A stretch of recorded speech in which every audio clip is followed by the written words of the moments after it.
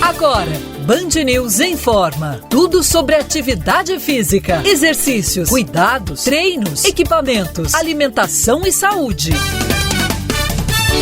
Band News informa. Com Camila Hirsch e Bruna Baroni.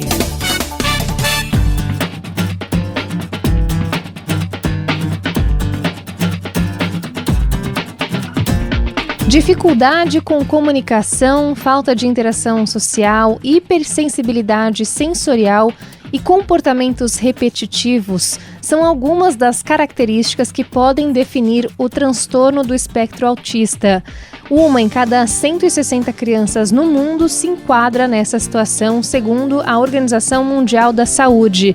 E a atividade física é fundamental no processo de melhora de habilidades motoras e sociais, especialmente na construção de autonomia. Como então a gente pode criar um mundo mais acolhedor para essas pessoas? Seja bem-vinda, seja bem-vindo a mais uma edição do Band News Informa, comigo, Bruna Baroni, e a nossa professora, mentora, treinadora, Camila Hirsch. Olá, Bruna, olá, ouvintes. É um prazer estar aqui nesse programa de hoje. Acho que é um programa muito instrutivo, né, Bruna? Hoje, acho que para a gente abrir os olhos e direcionar mesmo o nosso olhar para tanta diversidade que a gente fala hoje em dia que existe, e acredito que o autismo, né, por mais que exista há muitos anos, às vezes a gente fica um pouco de lado para algumas pessoas. Então, acho que a gente sempre trazer isso aqui, falar sobre atividade física, o quanto é importante, como a gente aprender a se portar, né, quem não tem tanto contato com isso, mas eu acho que é sempre um aprendizado para todo mundo. Com certeza, e para essa conversa a gente tem o prazer de receber o jornalista Francisco Paiva Júnior. Ele é autor do livro Autismo, Não Espere, Haja Logo, cofundador e editor-chefe da revista Autismo, a única do tipo na América Latina, cofundador e CEO da startup Tismo.me, que monitora pessoas autistas e criou a primeira inteligência artificial especialista em autismo. E a cereja do bolo é pai do Giovanni, de 16 anos, que é autista, e Samantha, de 14 anos, que não é autista. Paiva, seja muito bem-vindo ao Band News Informa. Olha, eu que agradeço a oportunidade, Bruna, Camila, para mim é uma honra estar aqui com vocês, espero poder contribuir um pouco. Paiva, antes da gente falar sobre seus inúmeros projetos que você tem, eu queria que você contasse primeiro aqui para os ouvintes como foi o processo de diagnóstico do seu filho, Giovanni, né? Desde os primeiros sinais até a confirmação de que ele tem, de fato, o transtorno do espectro autista. Olha, é muito bom a gente falar disso, Bruna, porque uma das coisas mais importantes que eu vejo hoje é a necessidade de diagnóstico. A gente tem muitos autistas hoje ainda sem diagnóstico, né? No meu caso com o Giovanni, é uma história que já vem de longa data, sabe? No dia 26 de março de 2009 foi quando eu tive aí a suspeita de que o Giovanni pudesse ser autista. Eu ouvi de um conhecido meu, quando eu reclamei, né, falei assim, poxa, o Giovanni ainda não fala, tá com 1 ano e 11 meses e ainda não fala, e não me parece que é somente fala, parece que é uma questão de comunicação, porque ele tá com fome, quer a mamadeira tá em cima da pia, ele tenta escalar a pia, eu tô do lado, e ele nem para dar um cutucão para mim, apontar, não é só essa comunicação verbal, né, parece que é algo mais amplo. E aí ele virou para mim e falou assim, você já leu alguma coisa a respeito de autismo? E aí quando ele falou essa palavra, eu devo ter ficado mudo por uns 2 segundos, mas para mim pareceu que eu fiquei 2 horas ali num buraco negro. E aí que eu comecei a aprender a respeito do autismo, comecei a pesquisar. Então eu vou falar um pouco dos sinais do Giovanni naquela época, porque eu acho que isso pode ser muito instrutivo para quem está acompanhando a gente hoje, né? Então o Giovanni não olhava nos olhos, é um sinal de autismo. O Giovanni não brincava adequadamente com os brinquedos, então ele pegava um carrinho, em vez dele colocar o carrinho no chão para rodar, ele virava o carrinho de ponta cabeça e brincava girando a rodinha só do carrinho, né? O Giovanni evitava outras crianças, não procurava outras crianças. O Giovanni não falava, né? Ele já estava com 1 ano e 11 meses, e uma criança de 1 ano e 11 meses tem que estar falando já, né? Falando já algumas palavras. O Giovanni era muito preso a rotinas, né? Tudo isso que eu estou dizendo são sinais de autismo e você não precisa ter todos esses sinais para ter um diagnóstico, mas ter 2 ou 3 desses já é um sinal de alerta para você buscar, né, uma investigação com um médico especialista, um neurologista, um psiquiatra, que são os indicados para fazer esse tipo de diagnóstico. Então foi ali, nesse ponto, que eu comecei essa minha jornada rumo a conhecer autismo, porque nessa época eu não sabia nada. Sabe qual a única memória que eu tinha? De um comercial da AMA, Associação Amigos do Autista de São Paulo, em que o Antônio Fagundes participava, muito famoso esse comercial, e que aparecia um autista balançando o seu corpo e chacoalhando as mãos. Essa era a única informação que eu tinha naquele momento.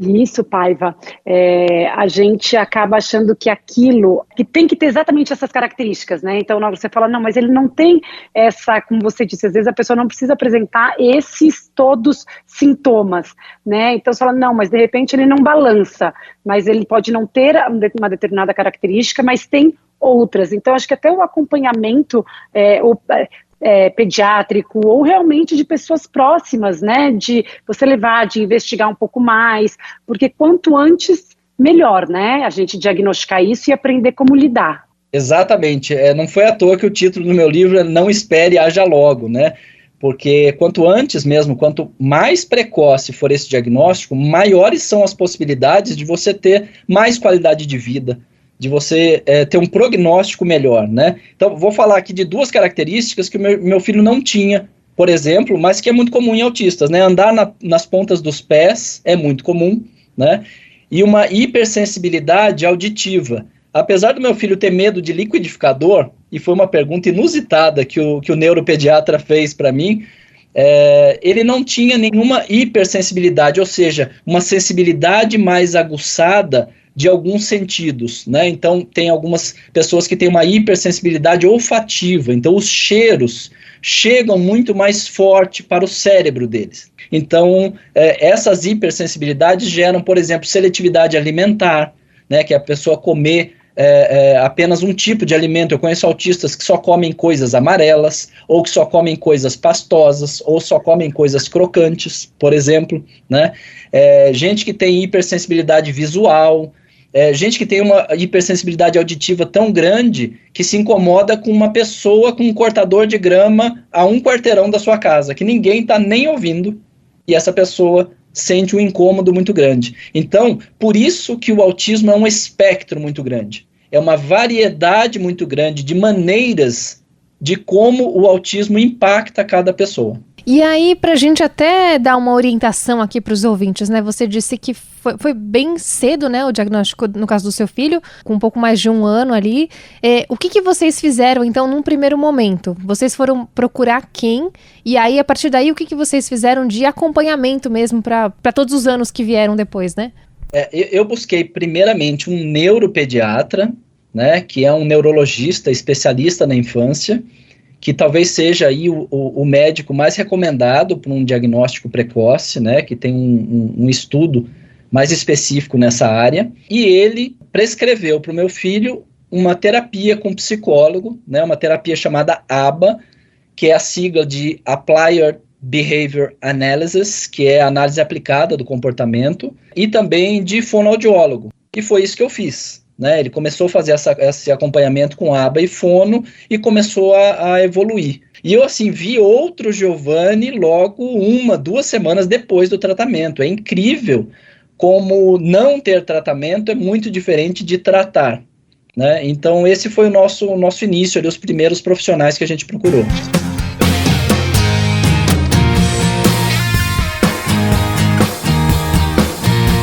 Autismo é o assunto de hoje do Band News Informa. O nosso convidado é o jornalista Francisco Paiva Júnior, que tem um livro sobre o assunto, é pai de filho autista, está conversando com a gente aqui sobre esse assunto. Camila Hirsch, com você. Paiva, a gente está falando do seu filho logo que foi diagnosticado, quando criança, né? A gente, com as crianças, a gente fala muito em estímulo físico mesmo, né? Cognitivo ali, com brinquedo, com bola, com jogar. Essa parte da atividade física, a partir do momento que ele foi ali diagnosticado, que ele começou esse tratamento, como que ela ela era incluída nesse processo todo? Olha, Camila, eu acho que tem 2 pontos bastante importantes para a gente falar aí em relação à atividade física, né? O primeiro é que o autismo pode estar associado a outras doenças ou outras condições de saúde, e muitas vezes essas condições de saúde podem envolver, por exemplo, hipotonia, outras questões motoras, e aí o acompanhamento com exercícios físicos, né, com atividades físicas mesmo, vai ser muito, muito útil. Para quem não tem nada disso, já está muito consolidado em estudos científicos que a atividade física faz muito bem para muitas questões psiquiátricas, entre elas a depressão, né, a ansiedade, e o autismo também tem um ganho muito grande, porque normalmente ele também vem muito associado a outras questões psiquiátricas. Então, olha, eu acho que 90% dos psiquiatras que eu conheço, eles recomendam atividades físicas, porque isso pode até diminuir as dosagens de medicação psiquiátrica e também diminuir os sintomas, as características relacionadas aí a essas comorbidades, a essas condições psiquiátricas associadas ao autismo, e eu destacaria principalmente aí depressão e ansiedade, que é muito, muito comum em quase todos os autistas. E o seu filho, ele pratica algum esporte? Hoje ele faz academia, e isso fez também com que ele melhorasse muitas questões de irritabilidade, muitas questões ali de condições do sono, né? É muito comum também autistas ter distúrbios do sono, então eu vi um benefício muito grande aí no sono e na irritabilidade depois que ele passou a fazer exercícios físicos regularmente. Então, eu creio que isso seja algo que, primeiro, que não vai fazer mal, né, gente? Exercício físico é indicado para todo mundo, mas eu vejo um benefício bem efetivo para pessoas com autismo. O diagnóstico do autismo geralmente é feito a partir dos 4 anos de vida da criança, pode ser feito antes, e há casos em que o transtorno só é detectado na fase adulta. O Band News Informa abriu os microfones para esclarecer algumas dúvidas sobre essa condição que vem de um distúrbio do desenvolvimento neurológico. O nosso convidado é o jornalista Francisco Paiva Júnior, um grande ativista da causa, e vamos então aos seus inúmeros projetos, como eu falei há pouco, Paiva. Vamos começar pela revista que você tem. Acho que é tão importante, a gente fala tanto aqui no programa, Paiva, de ter acesso à informação de qualidade, e no seu caso, você tem uma revista que é a única do tipo, né, que fala sobre autismo. Deve ser de uma importância assim extrema para essa comunidade e também sair dessa comunidade de pessoas que lidam com pessoas autistas diariamente. Inclusive, na revista trabalham pessoas com autismo, né? Exatamente, Bruna. A revista Autismo, ela tem jornalistas autistas, ilustradores autistas, colunistas autistas, além de pais e profissionais especialistas, logicamente, né? Então, é uma revista genuinamente feita pela comunidade ligada ao autismo. E a gente tenta trazer, lógico, né, as informações mais atuais, mais aprofundadas e sempre com base científica, porque eu acho que é a garantia que a gente tem quando a gente está falando de saúde, né? É muito importante a gente buscar informação com evidência científica. A revista foi fundada em 2010, é uma revista trimestral, gratuita, impressa e digital, desde o começo ela sempre foi impressa e digital, e hoje a pessoa pode tanto baixar a revista no site, né, o site é canalautismo.com.br, e a pessoa também pode pagar somente o custo de envio e receber a versão impressa na sua casa. Além disso, a gente chega em 120 cidades, em todos os estados, todas as capitais, com a ajuda aí da Azul Linhas Aéreas e Jamef Transportadora, que gratuitamente leva essa revista, faz essa logística gigantesca, nessa capilaridade toda do nosso país, para chegar em pessoas, principalmente, que não têm acesso à internet. Então, é um projeto que, assim, eu guardo com muito carinho, porque eu sei que ele leva informação e transforma a vida de muita gente, principalmente sem acesso à internet, o que às vezes é até difícil a gente imaginar, estando aqui em São Paulo, né? E agora vamos falar então sobre a sua startup, Autismo.me. Eu vou até soletrar aqui para quem quiser procurar, TISMOO, logo depois vem Me, M-E. Do que se trata então essa startup? Olha, é uma startup que hoje cuida da saúde da pessoa autista, da qualidade de vida da pessoa autista. Então, a gente faz um monitoramento de saúde para prevenir doenças e melhorar a qualidade de vida, especializado em autismo. Também é a única na América Latina que faz esse tipo de serviço. A gente ainda não atende o público em geral, né? A gente ainda atende somente empresas, operadoras de saúde, grandes empresas e clínicas. E, para fazer isso, a gente teve que desenvolver uma inteligência artificial especializada em autismo, que também é a primeira do mundo nesse aspecto, né, que seja especialista no tema. Essa inteligência artificial se chama Gênio, e ele é um bate-papo, né, é um chat que tem inteligência artificial com uma base de conhecimento muito especializada em autismo e com respostas seguras, né, porque na área da saúde a gente não pode ter, por exemplo, né, as alucinações que tem o chat GPT, que inventa coisas e tudo mais. Então, é uma inteligência artificial com tecnologia nossa, criada para dar mais acesso a informações para quem, de repente, não consegue ter acesso a um especialista, a um profissional, e pode tirar dúvidas e receber orientações, enfim, é uma forma da gente democratizar a informação a respeito de autismo. Paiva, e esses dois canais aí na revista, né, nessa startup, quem não tem nenhuma proximidade com o autismo, né, assim, como que existe uma identificação, porque vocês dão informações também para saber como abordar, ou porque o que a gente vê muito, ou com crianças, ou com já jovens ou adultos que têm, e vocês também orientam as pessoas que não têm esse contato hoje, para ajudar e saber, né, a hora que você o identifica, ou saber como questionar, ou saber como se portar. Olha, Camila, a gente tenta muito sair da bolha, sabe, né? Conseguir se expressar e levar informação também para fora da comunidade, né? Na revista Autismo, eu acho que tem duas coisas que eu posso destacar para você que cumprem esse papel, primeiro, toda edição da revista tem um artigo O que é autismo, sempre atualizado para aquela pessoa que pegou a revista e nem sabe o que é autismo. E a gente leva esses conceitos e também as colunas todas que autistas escrevem, também falam muito do que é a vida deles, situações que eu acho que é muito instrutivo para quem não conhece, para quem não convive. Um outro ponto da revista Autismo que eu tenho que destacar é a nossa parceria com Maurício de Souza. Em toda a edição da revista Autismo tem uma historinha exclusiva do André, que é o personagem autista da Turma da Mônica.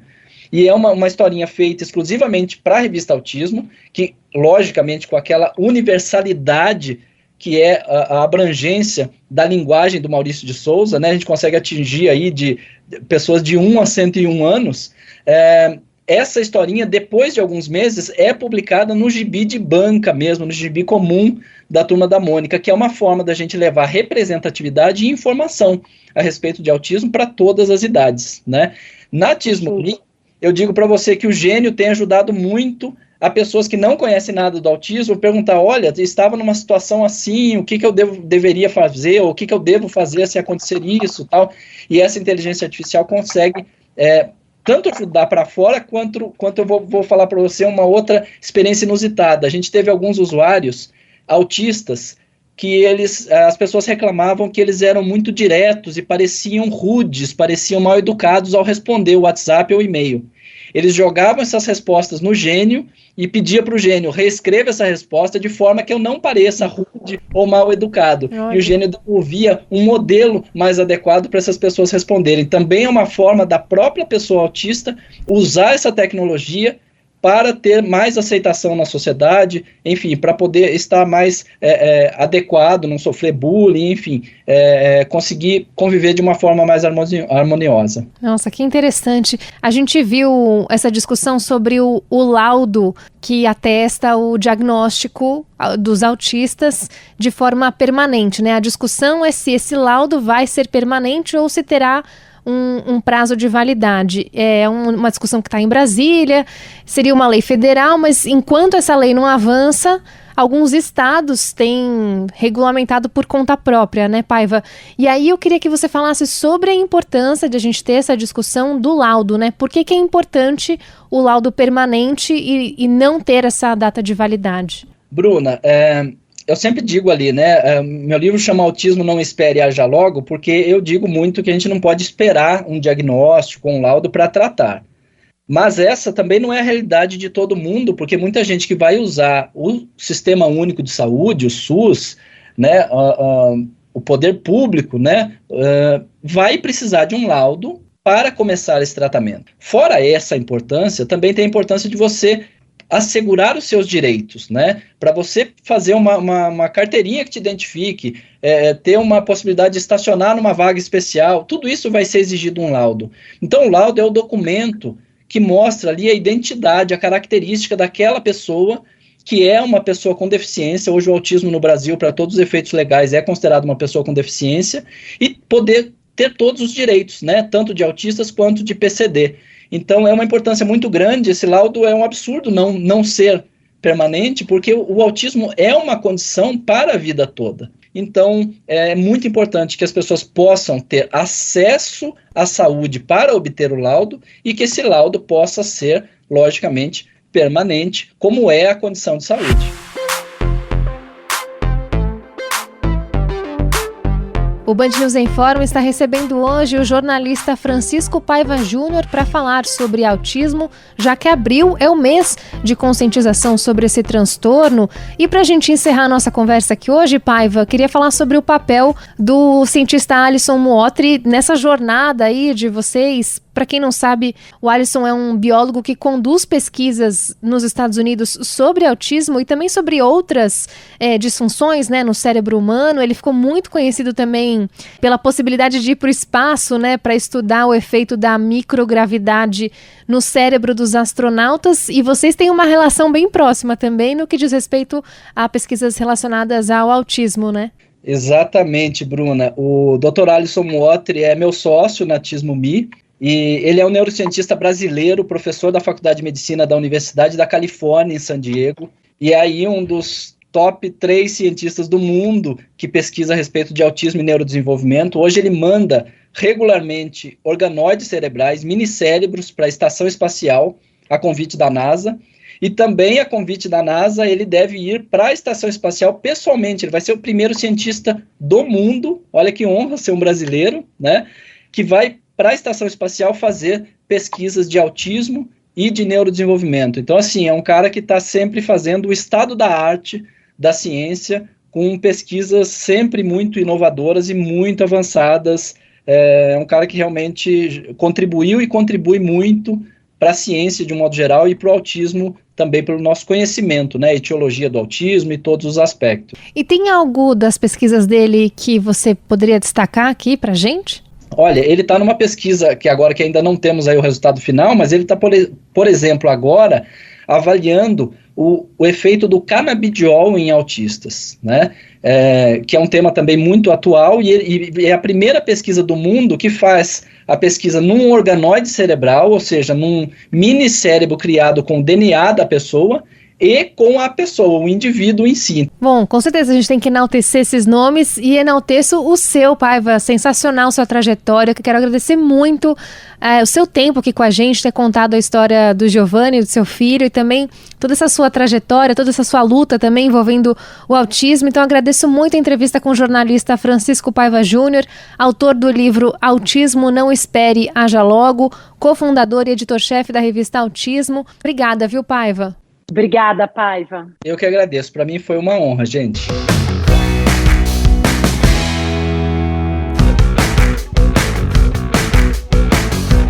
A prática de atividade física é essencial para desenvolver a autonomia de pessoas com o transtorno do espectro autista.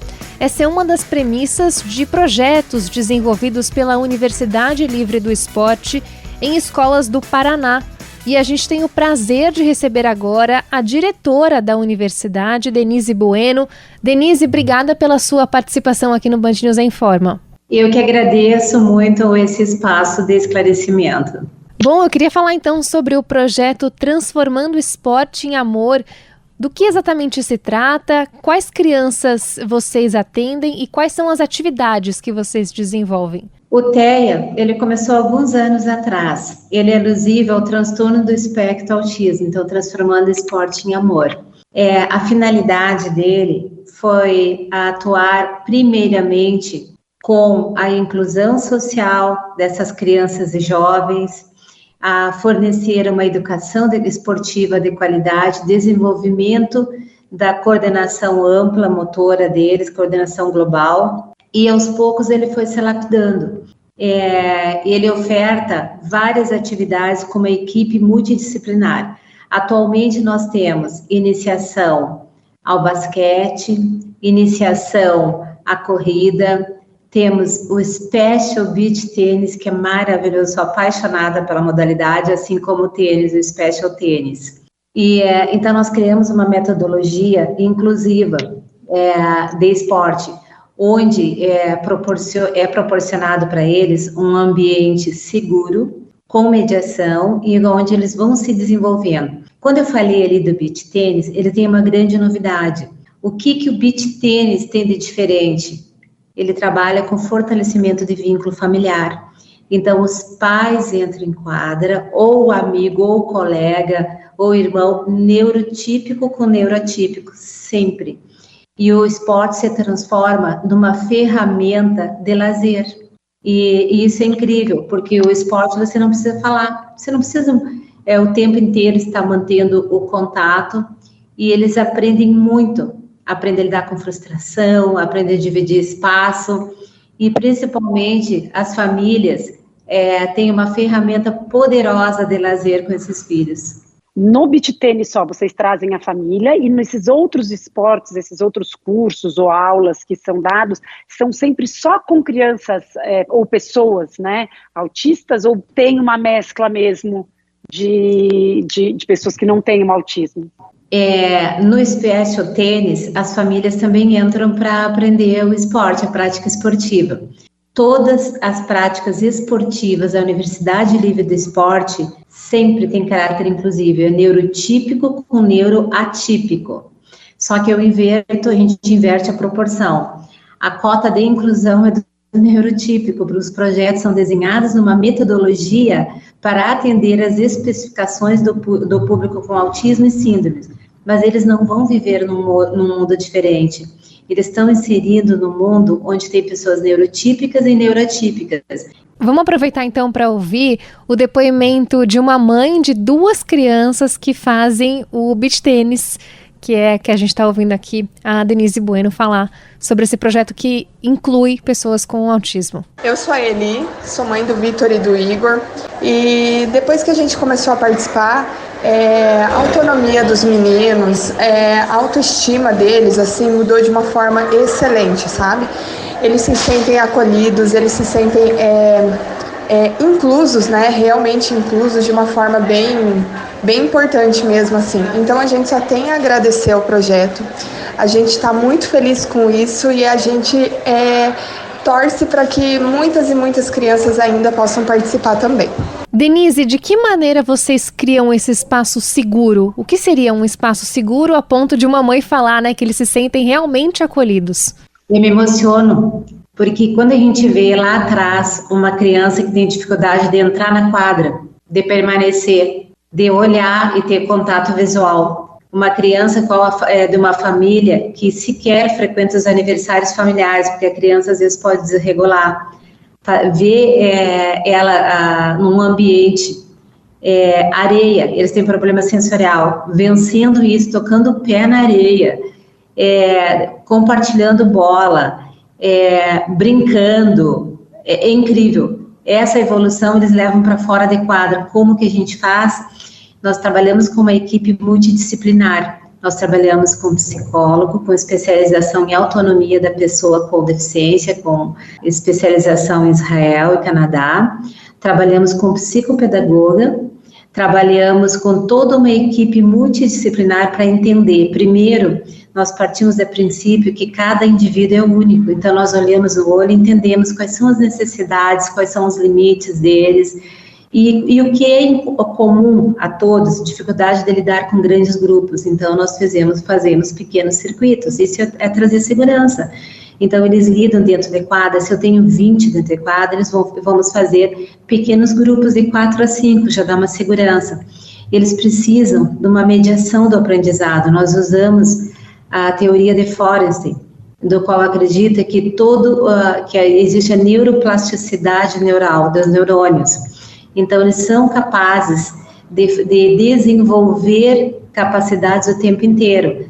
Então, tem que ter a figura de um mediador do conhecimento. Quem é esse mediador? É o profissional de educação física, pode ser os pais, não fazer pela criança, mas dar segurança para ele e entender o momento dele. Vocês atendem crianças de até qual idade? Bom, é muito boa a tua pergunta, viu? Porque as nossas ações como são de esporte, a raquete de tênis, por mais que seja adaptada, ela é grande. A raquete de beach, a bola de futebol. E então, nosso corte de idade era dos 7 aos 17. Aí começamos dos 7 sem limite. Hoje eu tenho alunos de 45 anos de idade que são TEA, autistas. Mas tinha uma lacuna muito grande das crianças de 2 a 6 anos. O que acontece no Brasil, quem utiliza redes do SUS, eles têm diagnóstico mais ou menos, e muitos que mesmo que não utilizam, com volta de 2 a 3 anos de idade. E a fila de espera chega a um período de 3 anos para conseguir uma intervenção.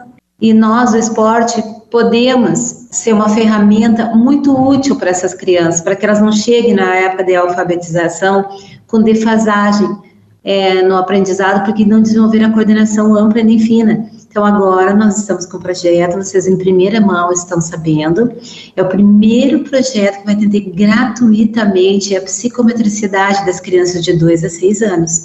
Vamos montar uma sala muito bem equipada, posso te dizer uma das melhores equipadas da cidade, para atender gratuitamente essas crianças. É uma dor grande dos pais.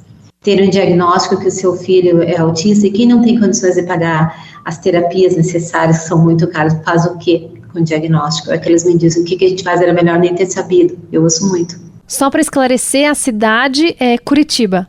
Isso.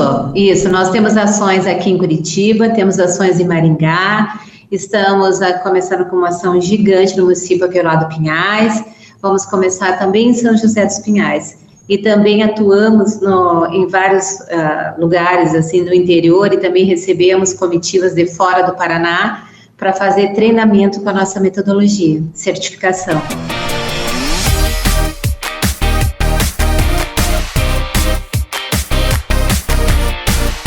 O Band News Informa está com os microfones abertos para ouvir a diretora da Universidade Livre do Esporte, Denise Bueno, que promove atividades de inclusão para autistas no Paraná. E, Denise, vocês têm também um projeto que é voltado para o mercado de trabalho, mas focado em jovens autistas? Então, nós sempre temos um olhar para o indivíduo. Os jovens com autismo e síndromes, eles podem estar estudando em escolas convencionais ou escolas especiais. Maior parte, quando eu digo a maior, chega a ser 80%, não vai fazer um curso superior numa faculdade. E o que acontece com eles? Eles vão para o mercado de trabalho, também está fechado para eles regridem.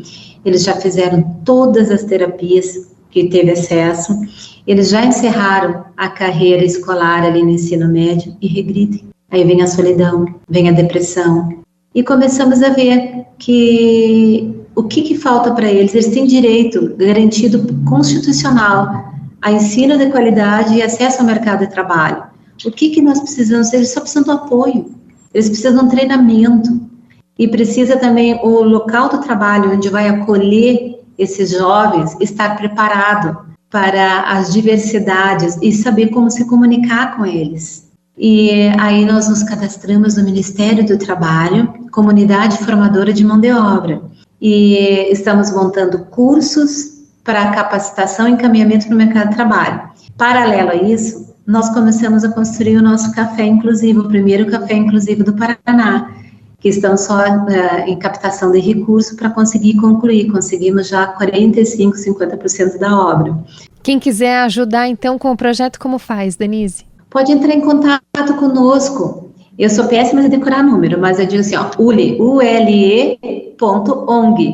Ali no Insta, é só mandar uma mensagem no indirect, que nós já retornamos. Muito bem, quero agradecer demais a entrevista com a Denise Bueno, diretora da Universidade Livre do Esporte. Parabéns pelos projetos e obrigada, viu, Denise? Muito obrigada, pessoal. Obrigada mesmo pela oportunidade. Obrigada, Denise. Vai dar super certo. Obrigada.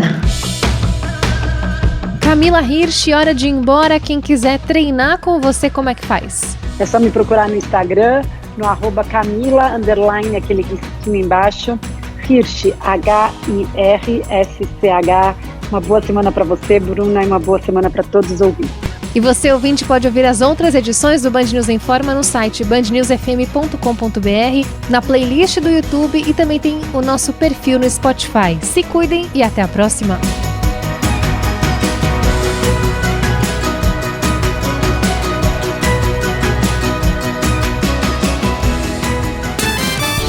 Você ouviu Band News Informa.